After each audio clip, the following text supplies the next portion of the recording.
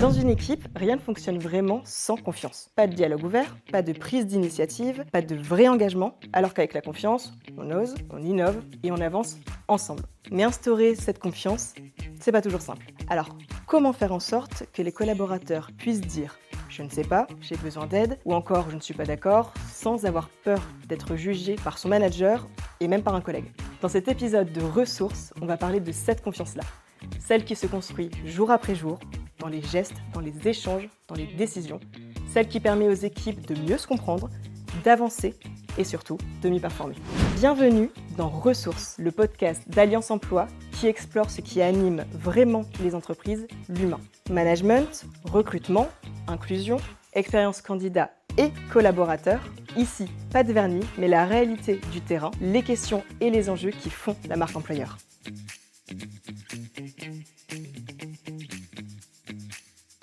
Pour parler confiance, aujourd'hui je reçois Ludivine Laine, directrice de projet à la Cité du Management. Bonjour Ludivine. Bonjour Lucie. Alors, Ludivine, j'ai l'impression que derrière le mot confiance, il y a beaucoup de choses. Confiance, bienveillance, la frontière est parfois mince. Alors concrètement, on parle de quoi ? Merci Lucie, parce que je suis complètement d'accord avec toi. C'est un terme hyper galvaudé, comme la bienveillance. C'est des gros mots fourre-tout, là. On ne sait pas trop de quoi on parle. Donc merci de nous offrir l'espace pour peut-être repréciser les choses. Et au sujet de la confiance, il y a une définition du sociologue Georg Simmel que moi j'apprécie particulièrement, qui dit la confiance est la suspension temporaire du doute. Ok, alors justement, si on va un petit peu plus loin, concrètement, ça veut dire quoi ? Comment tu instaures cette confiance ? Là, je vais m'appuyer sur un consultant qui a fait un TEDx super. Mais d'ailleurs, je te conseille vivement d'aller le regarder parce que moi, j'ai pris plaisir à l'écouter. C'est pas long en plus. C'est celui de Patrice Naudy qui explique qu'il y a 5 leviers pour amener de la sécurité dans l'équipe, parce que c'est ça en fait la confiance, de la sécurité psychologique avant tout. Et donc ces 5 leviers, c'est le premier, l'intention claire. Voilà, avoir une intention claire dans tout ce qu'on va pouvoir dire ou faire, pour ne pas générer justement de sentiments de manipulation, ou peut-être des sentiments un peu moins forts. Je suis peut-être extrême dans ce que je dis, mais voilà, de savoir clairement où on va, avec qui et comment. Le deuxième levier qu'il évoque, c'est celui des comportements. Voilà. Comment un comportement chez moi va générer de la confiance, mais pas chez toi. Et donc, tout l'exercice à ce niveau-là, c'est celui de comprendre ce que chez toi, Lucie, qu'est-ce qui va être important pour toi pour que notre relation à nous deux soit en confiance. Et ça, en fait, il faut que ça s'exprime au niveau de l'équipe. Voilà. Pas que de manager à manager, mais vraiment dans l'équipe et que ça soit re-questionné quotidiennement quelque part pour être sûr qu'on soit sur la même longueur d'onde. C'est un peu chausser les chaussures de l'autre tout simplement pour découvrir son monde et le respecter et qu'on puisse aussi, a fortiori, respecter le sien. Et le troisième levier qu'il évoque sur les 5, c'est celui de la vulnérabilité. Alors autant te dire que dans le monde de l'entreprise, la vulnérabilité, ça fait peur. Grand sujet. C'est un vrai sujet.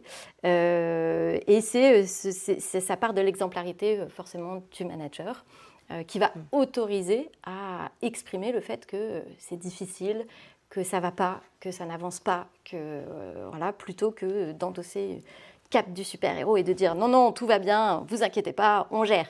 Non, ça permet aussi de laisser une place à l'erreur et de ne pas se sentir attendu au tournant en fait. C'est ça qui est hyper important sur la notion de vulnérabilité. Totalement, je suis en phase totalement avec ce que tu dis, merci beaucoup. Et je me permets justement de rebondir quand tu parles d'incarnation, de comportement. Est-ce que justement des fois le mot confiance est pas... on ne confond pas la confiance avec le charisme. Complètement. Je suis complètement d'accord avec toi. Souvent, quand je discute avec des managers, quand je parle de confiance, ils entendent tout de suite confiance en soi, assertivité, assurance, parce qu'il faut que je vienne et que je défende mes messages, mes objectifs, etc., etc. Oui, Mais ça, c'est plutôt de l'ordre du charisme, de l'aura qu'on va avoir à embarquer des gens et des projets.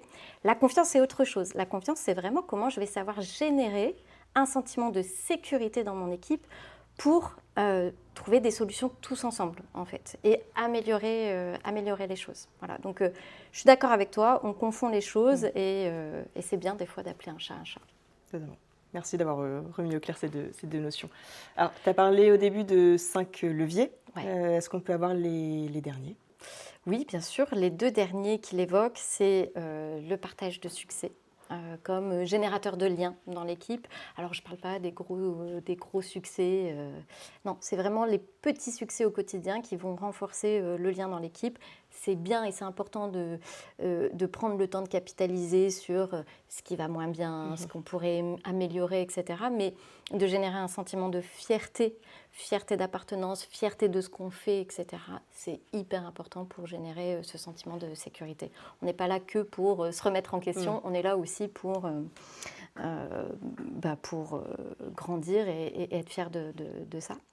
Et le dernier levier qu'il expose, c'est celui de la compétence, qui n'est pas un sujet, c'est pas le dernier sujet justement, c'est comment j'accompagne mes collaborateurs à monter en compétence pour qu'ils aient les moyens de répondre à ce que j'attends d'eux en fait. Donc quelqu'un qui est attendu sur quelque chose mais qui n'a pas les compétences pour le réaliser, soit il va le terrer, il va le mettre sous le tapis, et là c'est là où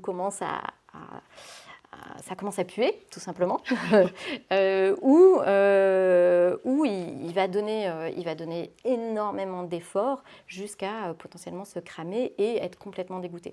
Donc, l'accompagnement de la montée en compétences des collaborateurs, c'est un vrai sujet dans la notion de confiance. Ok, donc pour résumer, on a l'intention claire, Ouais. comprendre le comportement de l'autre qui va nous mettre en sécurité, assumer sa vulnérabilité avec sincérité, célébrer les petites victoires, les petits succès, et accompagner son collaborateur à monter en compétences. Et c'est ça qui va être le levier, qui va permettre aux collaborateurs d'aborder les sujets en toute confiance finalement. Et est-ce que cette confiance, c'est vraiment booster de performance, c'est vraiment nécessaire pour booster la performance d'une entreprise ? Moi, j'en suis intimement convaincue. Je me bats au quotidien pour ça, mais je ne suis pas la seule. Il y a beaucoup de théoriciens qui ont travaillé sur le sujet, et notamment Patrick Lencioni, qui a fait une pyramide un peu comme celle de la pyramide de Maslow sur les besoins.